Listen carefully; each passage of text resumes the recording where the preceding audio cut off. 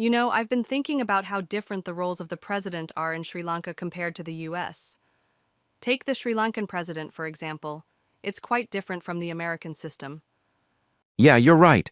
In the US, the president is both the head of state and the head of government, and there's a very clear separation of powers. But in Sri Lanka, I understand the president also shares power with the prime minister, right? Exactly. In Sri Lanka, we have a semi-presidential system. So while the president handles foreign affairs, national security, and the military, the prime minister deals with day-to-day domestic issues.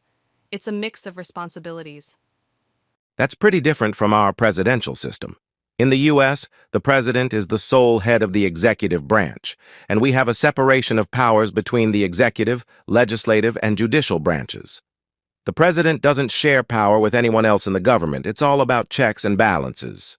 Yeah, and I think that's the key difference. In Sri Lanka, the president can have a lot of direct control over security and foreign policy, but there's also a system where the parliament can limit powers, especially in domestic matters. That sounds like more centralized power. In the US, I have to work with Congress to get things done, especially for domestic policies.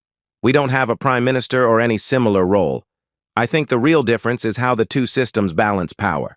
True, even though we have a parliamentary system alongside the president in Sri Lanka has a lot of control over national security and foreign policy. But we do have elections every 6 years and a limit of 2 terms, just like your 4-year term.